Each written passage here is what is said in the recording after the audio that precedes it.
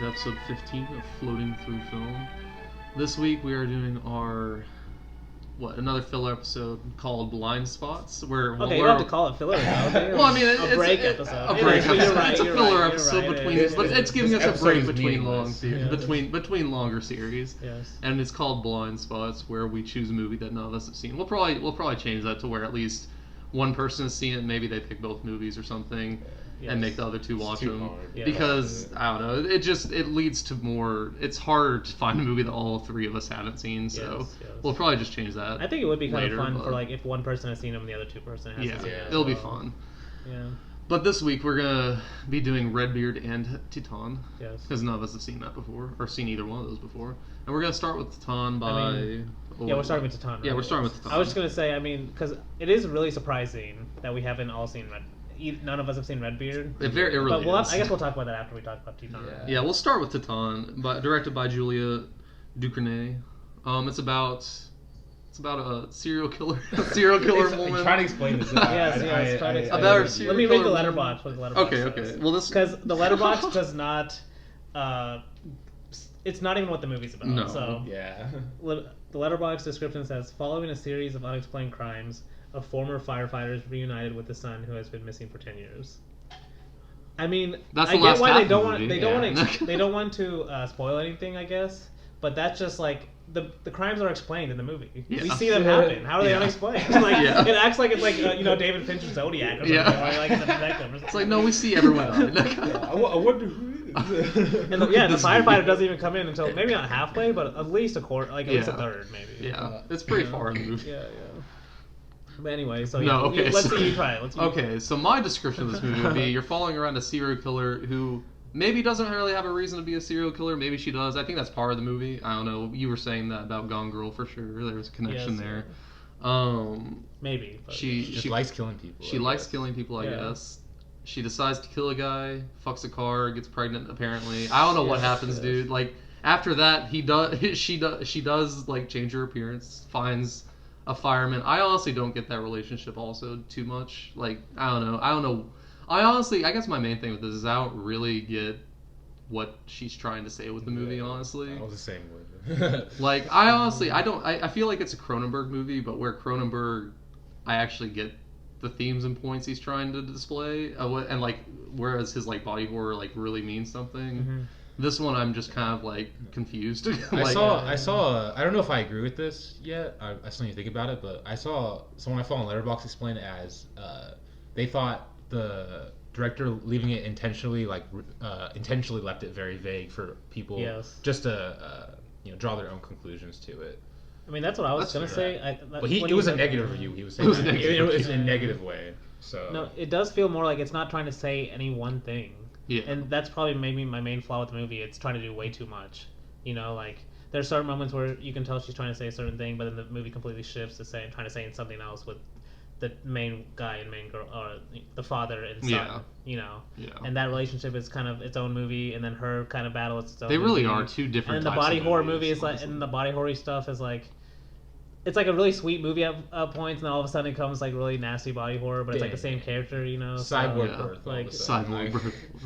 And you saying Cronenberg kind of like I can see that because I don't even like Cronenberg that much, but I do agree with you that his messages are way more direct at least, and so like you understand why the body horror is happening. Yeah. And this one I'm like, like this movie could exist without the body horror to me. Basically. Oh, it could. Yeah. I think the body horror is like there's two types. I honestly am surprised that there are. I guess not surprised that people love this movie, but it is like weird because there are two different movies in this one movie. Like there is the body horror movie. Even more in my opinion, though. That's for sure. But like the two main ones are like a body horror movie and then like kind of like an unconditional love story almost. Yes. About trauma, like you were saying. Yeah, about trauma. Yeah. And overcoming it, and like I don't know, like getting a son back. I like maybe like she's kind of like who gives him his life back, basically with the baby that he had lost for so long. Definitely in his perspective. Yeah, in his perspective. And like, is he the main character in this movie, or is she? Like, that's also perspective. Like, because if you take it from his point of view, and like she's his salvation or something. Well, let me say what I thought. At least one of the main themes was what I kind of got out of it was. how the movie starts with her kind of the heavy male gaze on her body as she's dancing on the car. Obviously with all the guys watching her. Basically, how she's an object, just like the cars are. She's a part of the show, kind of thing. And then one of the fans follows her after to the car, and that's literally how the murders start, right? And to me, like, the movie is literally about the breaking point. She's already reached the breaking point with that. You can tell she's tired as fuck, that kind of thing. And when she's at the car, like, that's her breaking point. She decides to go on the killing. But I don't think the movie really say that that's her first killing though. I think it's not her first killing. I don't think it's the first one. That's what I thought. In the car with the because I think she's watching the news at her house after that, and it's like the third or fourth victim that they found. She did say that. No, but I think she's watching the news after she kills all the people at the house. I guess this is an example of the news story when she's watching with the parents. With the parents. Because she's at home with her parents, isn't she? Because she's at home with her parents watching the news. I thought that was after the first guy, but it could have been after because she actually does kill 3 people also. I think it's an example of it. Well, she kills more people in that house. Yeah, 3 people. She kills 3 people in that house. I thought that was her second killing. Oh, no, I mean her third killing after. Because she kills the guy. Yeah. Then she kills the girlfriend. Yeah. And then she kills people in the house. Yeah, because I think that she kills the girlfriend after the first news story about there already being 3 to 4 people, and the police saying, like, you don't need to worry too much yet, but... You might be right about that. Heightened awareness. That's the thing though. I don't know. Like she never goes back to the car show and does the dancing thing. I don't think. No. After that, at least the first killing we see. So that's why I always assumed. That's why I assumed she hadn't done 3 or 4 at that point. That was her first. I don't know. I think I don't. Like, that's why I assumed she would go on the run after that one. This is an example of it. Because why would she go do a public car show if she had already done some killings? Because they didn't know who she was. The only reason they know who she what she looks like is because that one girl got away. No, from the house. Like she killed 3 people and the last one got away. So I guess either way, I mean it's not too important. But it's leaving it vague, basically. Yeah, it is. I guess it is kind of vague. Yeah. And my main point was she had already reached the breaking point. Maybe it's the whole movie she had reached. I assumed it happened at that point because she was still doing the car show stuff, and I was like. And this is one of those creepy fans that follows her. Obviously, thinks they deserve more than just watching kind of thing. And the car scene is weird because like the next time that she dances on a car is on the fire truck for all the men. Whenever she's playing a guy, like whenever she's acting like a guy. That. Okay, we'll get to the ending. Yeah, we'll get to the ending for sure. Because I mean, what I really wanted to get to was, to me, it kind of is making a statement of she gets a second chance by literally faking to be a guy. Faking to be a boy. That's how she gets her start over. I don't know if she even does it on purpose or not, but that's kind of, at least in my opinion, what the movie's making. Like, she gets a second start in her own life by becoming a boy that she might not, maybe she wanted to be her whole life and her parents didn't let her, Maybe. That kind of, it is kind of vague. It's open like that. Or she just chooses that because she thinks that's her better opportunity to have a better chance, to be a guy whose father has an important position kind of thing. Yeah. And that's your better chance than what the life she obviously had, which... It doesn't show that much, obviously. It only shows basically one scene. Yeah, one scene. But it's implied. Like, especially, I thought it was actually a really good shot how that scene ends of her in the hospital, and she's just basically glaring at her dad. And her dad's, like, kind of just looking away, like, nervous if she's going to say anything kind of thing. And, like, that's how kind of the movie starts. So, like, at least how I saw it. She's, like, she just sees her life growing up. She's been fucked over by guys, so her best chance is to basically live as a guy, or start over as a boy, And it works, like it does. She gets a chance maybe that she wouldn't have had her if she didn't do that. But that's the thing, like the movie doesn't stay focused on that. It has all kinds of different moments, good and bad. I don't know, like good and bad.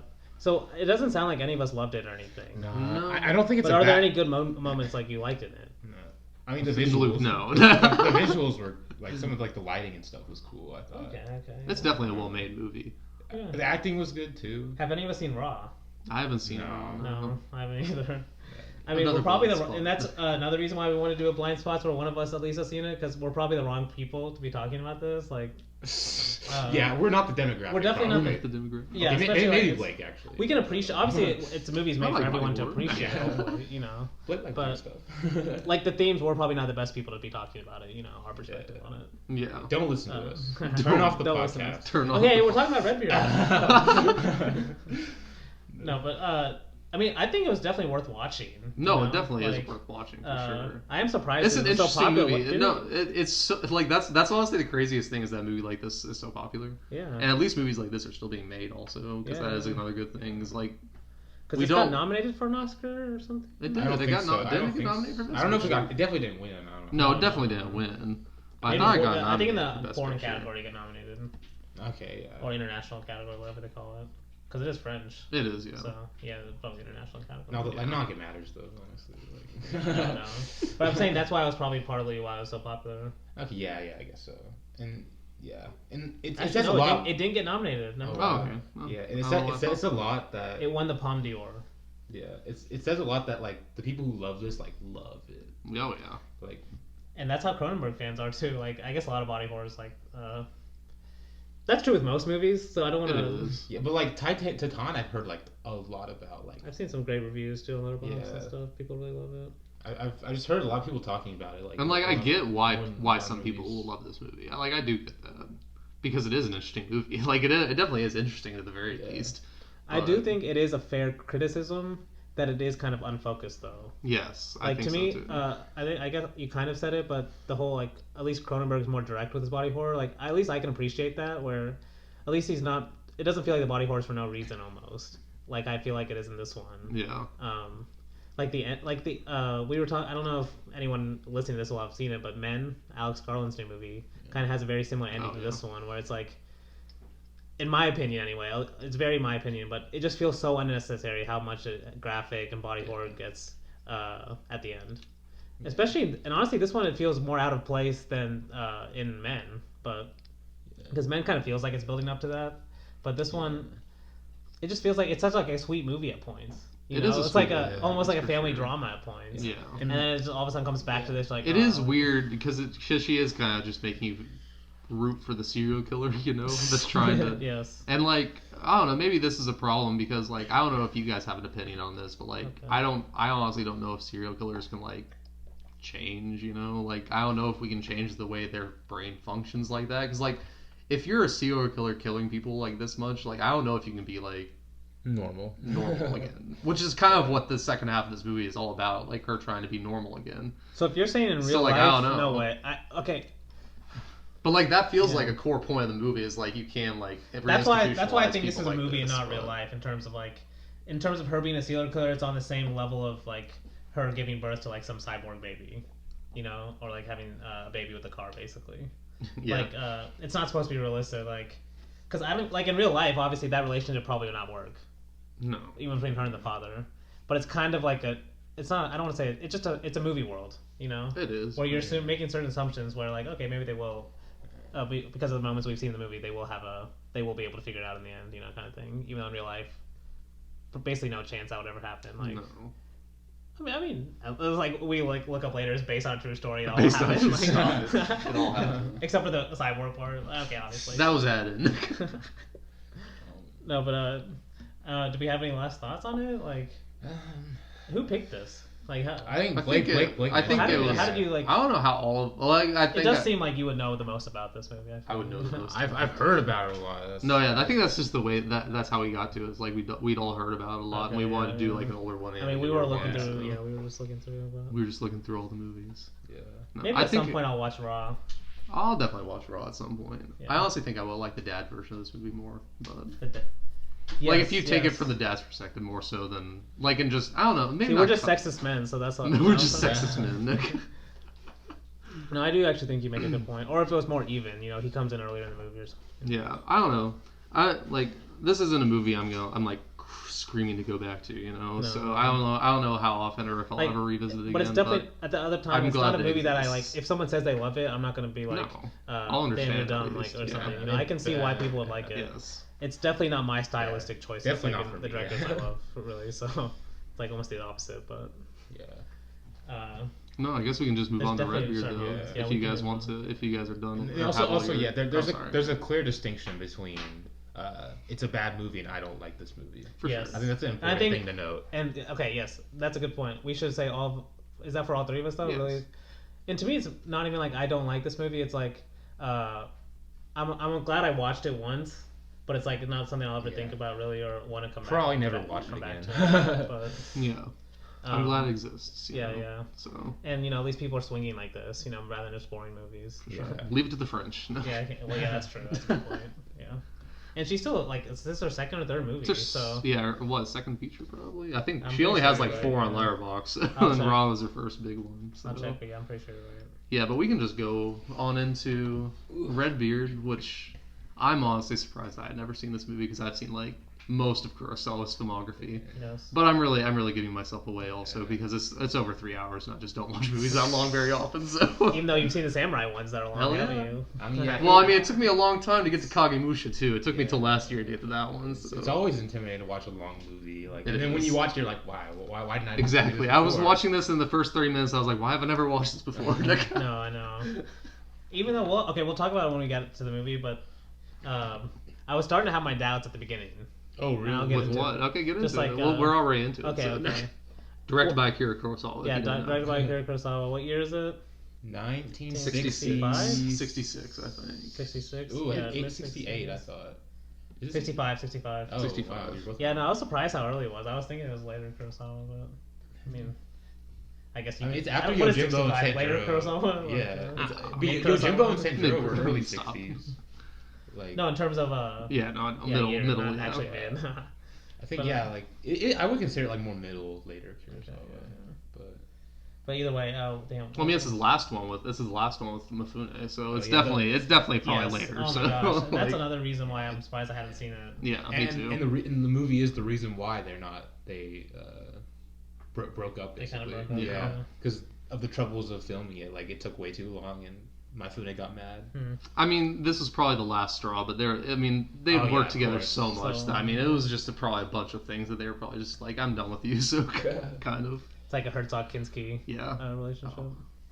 Honestly, That's this one's what honestly, I'm this is like, but see, that's I guess we'll have to talk about it at the end maybe or something. But this is one of the great film partnerships. And Oh, for sure. Then him and Mifune. So Yeah. it is kind of there are moments where it feels like a Mifune swan song as well. Oh, And I'll yeah, talk about it at for the ending sure. for sure. Like Mifune definitely gets his moments. Oh, it does, dude. But no, what I want to mention too at the beginning, why I was getting kind of nervous was, and I'll talk about this throughout the course of the movie, like Kurosawa more than a lot of directors, and he can get away with it because he's such a great director, like just with everything he does.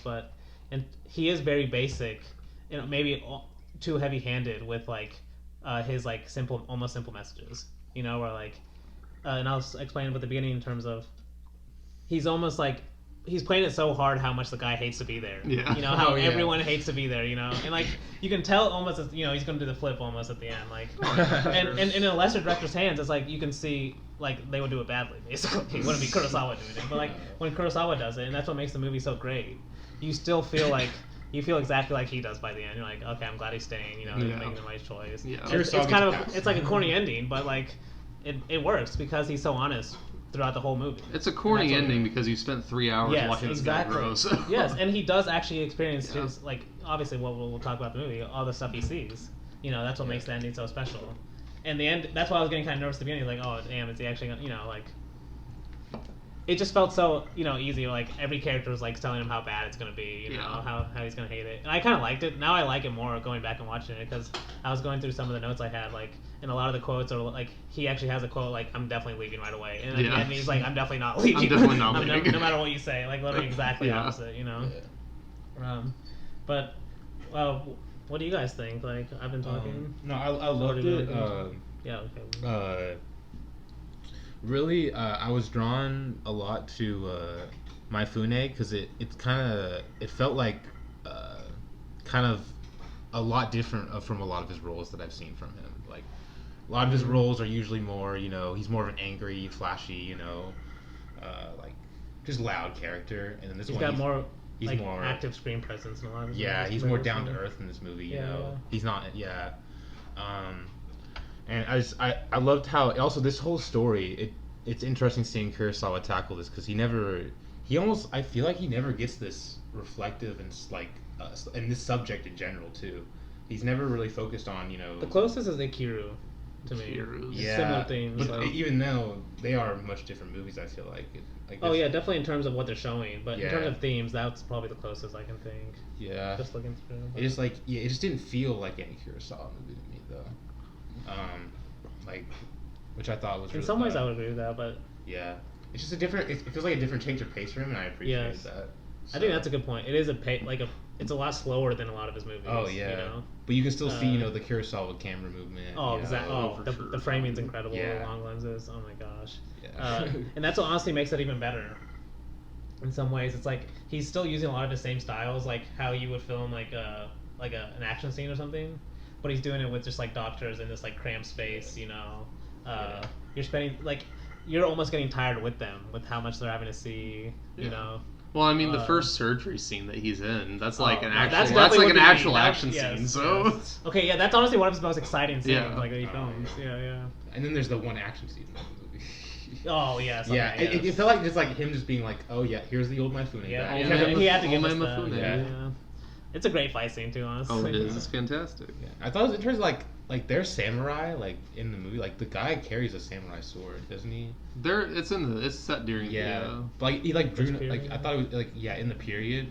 and like during the 1600s, I think. Yeah, it's kind of weird seeing something set in that period like with Kurosawa and just like have no mention like of That's why I liked it so much, honestly, Yeah. because like I honestly didn't know that Redbeard was set during like the Shogunate period or whatever. I think it's 1600s. I can't remember exactly. I know they say it in the movie, but I can't remember exactly when it was. It says Tokugawa period. Yeah, okay, so this Tokugawa Shogunate.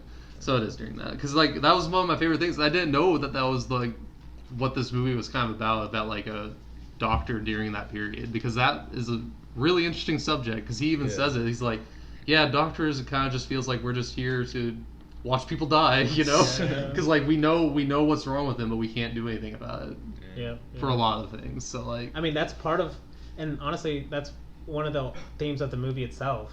Is about even in the face of you can't do anything about death and the suffering, you still help anyway. yes. And like, one of my favorite scenes in this is like, it's the scene where, and this is what I'm saying, like where Kurosawa is heavy-handed a lot of times, but it's because it's him, he can get away with it. Like the scene with the old rich fat guy, and he's literally like snorting like a pig when they introduce him. Yeah. Like, and he's like, he says something about how you just basically eat too much fat and oils, like kind of thing, like saying that's why he's struggling so much. Yeah.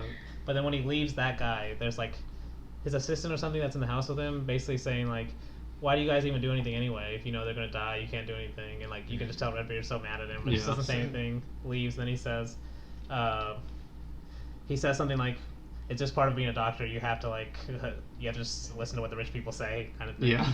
Oh, yes. Yeah. No, Just a great moment. It's like, but it just he was like, you have to treat the rich people to pay the bills, basically. Yeah, something like that. Yeah, something like that. And it's like that's why Kurosawa can get away with it, right? Because he's honest at the same time. Yeah. You know, like he's not hiding from how brutal a lot of it is, or like how terrible it must be to be a doctor in that period, especially. Yeah, you know? Especially a period where Redbeard specifically is dealing with poor people, and doctors don't like they. Especially in that period, they just didn't care about poor people. They were peasants. I mean, dude, they were below them. But that's why it kind of feels modern at the same time, Yeah. right? Where it's like if you're a doctor that's because remember they say, I think towards the beginning, where like during the afternoon or evening is where he treats all the poor people that don't have money. So the morning he spends people with people that have money. Yeah. Afternoons is with people without money. But then they're dealing with like budget cuts too. Just like I'm sure you can find a lot of hospitals today doing the same stuff, especially with doctors that don't make money, right? That's a whole other. I mean, this movie is kind of about that, how healthcare should not be for money. Yeah. But, it's the main thing basically. Yeah. So. Yeah. But it's just it's always in the background why they're struggling so much with all this. Yeah. One of my favorite scenes was whenever I don't remember if it was with the guy dying of liver cancer, but like it was whenever he was sitting down with him, and the guy was asking like, why don't you wear your doctor's apparel, basically? Like the patient was asking him that. And he was like, he gave some reason, like he just didn't want to, basically. And he was like, I always like seeing doctors in doctor's apparel, the clinic apparel, because that means that they'll treat me even if I don't have money. Yes. Yes. And then like that's what he needed to hear to actually like conform to like the clinic, basically. Why he basically was put on the uniform, like why should I do this, Yeah. When he starts to learn everything there has a reason, but you have to be there first, you can't just be like, I'll do my own thing. Yeah, like what is the thing the guy told him when he first walked in? It was like, it's gonna be hard here, but you'll learn a lot if you want to, or something like that. Yes, yeah. That was basically the quote. We should talk about some of the other main characters. At least the way I've thought about the movie, at least in my head, is like there's 3 or 4 main like patients that the movie revolves around, and like the first one is the mantis, or the the killer. And like it's kind of because you mentioned I mentioned this before the podcast where these movies are related in one way, Titane and Redbeard, where they both have hairpin killers basically. But kind of stepping off that is you asked the question to Titane if could serial killers, can they have redemption kind of thing, and that's kind of what they're doing with this girl, right? Like, kind of, yeah. She's basically like the excuse is, or not excuse, but there's a reason of she went crazy because of what happened to her, right? Yeah. And you can see why when she's telling the stories of what happened to her, Yeah. But that scene gave me way too much anxiety when it's just like it was like he didn't cut for a while. He was just like the way looking at he films it too, like because from the side basically, and there's just like a single candle and there's like a shadow behind him the whole time. Like, oh god, and like he's just like getting so saying, close, and oh man, that's what makes it a Kurosawa movie. At least everything like on the surface, if you're describing the story, I'm not gonna say it's gonna sound boring, but that's probably why I avoided it. Was one of the main reasons I watch a Kurosawa movie is like I want to feel the scale, of everything he does. Like he's one of the best at using scale. And then when you just read the description of this one of like just a doctor taking care of some patients kind of thing, like does it feel like a Kurosawa movie? Like I wonder why I did that. But when you actually watch it, it still feels like it almost epic its own way, like an epic about a guy becoming a doctor almost. For poor people. An epic without many characters. It has a lot of characters. It does. Okay, I meant main characters. Because my favorite patient is the guy whose wife died, or like whose wife killed herself. Yeah. Like that was definitely my favorite. That was definitely my favorite one. Just because like that's literally kind of the story you like think about and feel really just sad. Like that was just like a really sad story about a man losing his one love because of like I don't want to say like stupid obligations, but that's another thing, like how I talked about in A Page of Madness last week, where Japanese cinema is all about like obligation versus human emotion, and that one definitely showed it specifically because she chose like to use that earthquake that happened to go back to her obligation and what she felt obligated to do for her family and leave what she was actually happy with. And then she ended up killing herself because she wasn't happy with her life anymore, and and like then her doing that caused more grief for more people, and like that's like the cycle of grief and talking about the cycle of grief in this movie is like I just like that he talks about it because people don't talk about grief enough, and the process of dying isn't even talked about in movies or in anything enough. And that's why like this movie is just kind of important and just really sweet, is because it is talking about the process of dying and how it's not something to be like totally scared of or something, like it's just a process that happens to everyone. We don't know why. Like, we don't know why we die. We just do. That's kind of what Mifune. It's just part of life, and that's why like Mifune or Redbeard says like, whenever the guy's dying, it's a solemn affair. He's seen it before. And that's what I love about Redbeard is, like basically when you look at him on the surface, he's kind of like almost like a general who like has no emotions kind of thing. Yeah. But just by his actions alone, you can tell he cares about all the people he really does. He doesn't have to act like it, right? That's what makes it part of special. Like you're learning while he's doing everything why people love him so much. Because at the beginning you're like, why does it? Everyone's like, oh, Redbeard's amazing. They're all like praising him and like. But then when you meet him, obviously it's meant to show like, why do people love this guy so much? He's just like a boss. He's like basically forces the guy to stay there without him even knowing. Like doing like. Do you guys think it's Kurosawa's most human movie? So what do you mean by that? Like his his movie that most showcases his humanism, basically. Yeah, basically, yeah. This is the thing. It's one. This is what I'm starting to realize more about Kurosawa, and it's kind of why I like his non-samurai movies maybe more, at least in my opinion. I don't think they're better. Just I like them more, is because some of them have more clear messages about that humanism you're speaking about. But what I love about it is they're kind of like different aspects of why someone should decide to live, even in the face of these, And like that's why I really love Dreams, because it's like his little vignettes on that. But they're kind of similar themes, right? He's still honest, like Dreams has like basically a town getting destroyed by a nuke and everyone dying, or not a nuclear waste basically. Yeah.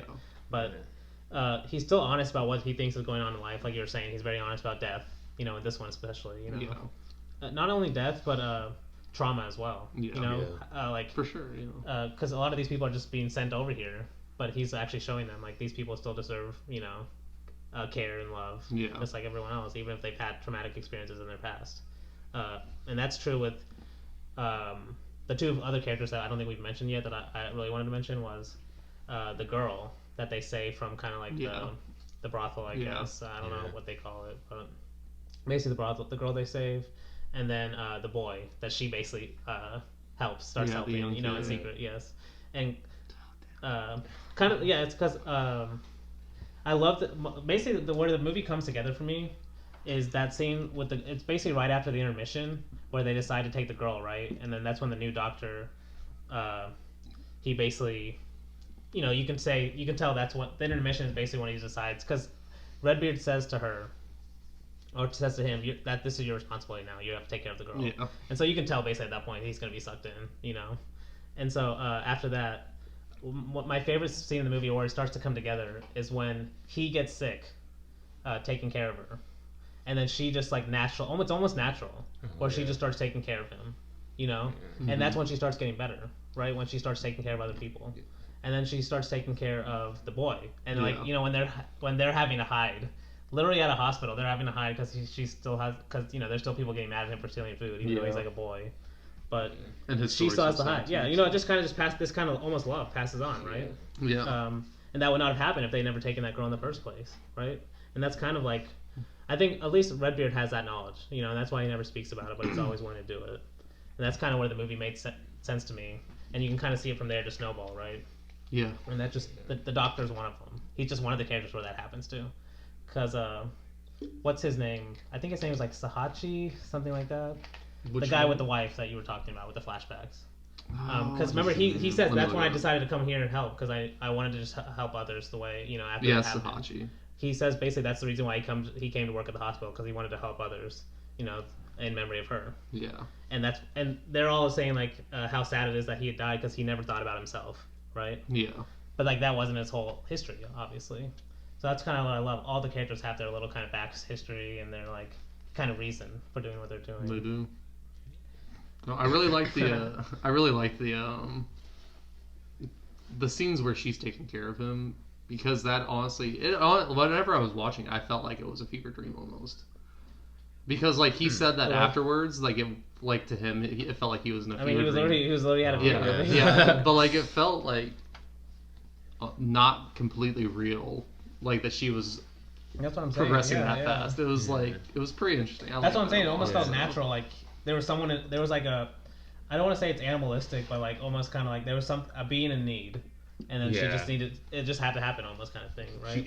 They swap roles. Yes, they swap roles. Yes, and it's almost like the movie on a certain level is kind of about that, right? We just like Kurosawa never really says exactly why you should do it. It's just like we need to do this because we're humans, and like there's no specific reason why like the doctor all of a sudden just decides to start helping, right? Mm-hmm. It's not like he realizes, oh, this is actually easy or something. It's like if anything, he probably realizes it's harder, but at the same time, he still makes that choice. Almost like it's once he's in there, just like the girl. Once they're there and they see that something needs to be done, they just go ahead and do it. Yeah. It has a certain like, maybe when you said human Kurosawa, maybe it's his most like, I don't know, just touching like. No, their Suzuki is more touching. No, Lake Kurosawa is definitely more. He tends to be more humanistic. At least that makes sense. Though, like Dreams, older, yeah. Well, Dreams, Madayo, Dodescu. But I think there is something to that. What he's saying. Humanism. I think there is something to that. What? Maybe this is where he's starting to do that. That more like openly humanistic. Akira was also. Yeah, Akira is like that. No, Akira is maybe the most open. That's the answer. Tough to say one. Honestly, I think. I don't know what y'all think about this, but I think it's more natural, the humanism in this movie, than Akira. Okay. I love Akira, but I'll probably even more than this movie, honestly. I actually kind of agree with that too. This one slowly goes along with the characters. Yeah, it's more natural. One of the best parts of the movie is like all of a sudden the cut where he dies 2/3 of the movie, and the last third is just people talking about him. But I love that part of the Akira because it does something different. That's what I'm saying. Yes, yeah. This one is more just straight natural, like A to B to C movie type of movie. But you're going deep, like you're just that's what one of my favorite parts of the movie is the way he slowly uses moves the camera. You feel cramped in a lot of it, just like they probably did, you know. Oh, yeah. But by the time the movie ends, you feel like you've really been there, almost kind of been in there with them, you know. Yeah. All the little problems they've had and everything. I don't know. Do you have anything else to say about it? Honestly, watching and talking about this makes me really want to talk about more Kurosawa movies. We'll definitely have to do a series on it. Oh my goodness. goodness! We'll do multiple series. How could we not? Yeah. There'll be multiples. I do like how he ended the intermission and the ending basically the same way, just like with a shot just holding on the entrance to the clinic. Yeah. Oh yeah, basically coming in for another appointment. Yes, exactly. Like the show goes on kind of thing. Yeah. I do like the overall message of doing what's right, basically. I mean, that's what I'm saying. It's like Yeah. you sound so cheesy saying it. It does sound You can cheesy feel saying it. it, but it is Okay, this is describe like a this Disney is movie. this is the movie about the ideal doctors, you know, like these are the ideal doctors that don't mind turning down a position to be the shogun's fucking physician yes. to be like a poor doctor. Like that's what the ideal doctor is, like serving the poor that actually need it. Rather and yes, they'll serve the rich too whenever they pay them, but that's why I don't think it's that's why I like Kurosawa too, but I don't think it's just about doctors. You know, it could be about anyone, you know. That's why it's better to make the selfless act than just be selfish all the time kind of thing. But yes, I see what you're saying specifically about doctors. Yeah. Like obviously that would be the ideal. yes. Especially in a country where, you know, our medicine is all run by money basically. Big pharma. I mean, just to get paid to care though, like that's still this was happening in the Tokugawa period, where people are like, oh, you know, of course if you have money you're gonna get first service because that's the only way that you can keep this going, kind of thing, you know. Yeah. Some things never change. Some things never change. But any last words before we introduce? I think that's that'll be good. That'll be a good way to end Rapid, I think. Yeah. So we can. And we'll definitely have to come back to Kurosawa. We'll definitely come back to Kurosawa. Don't worry. We should. Okay, we should talk about the last. I mean, Mufene's last movie with Kurosawa. Oh yeah, that's crazy. And I'm glad. That's why the fight scene when I read that before watching this movie, because I had forgotten that this was Mufene's last Kurosawa.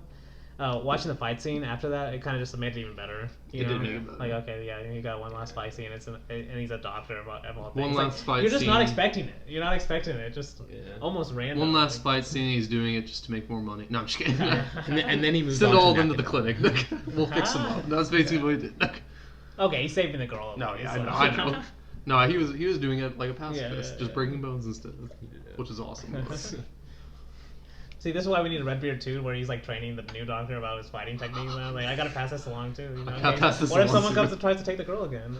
That's definitely like a Hollywood scene. Yeah. Get like Chris Pratt to play him or something. Oh, stop it.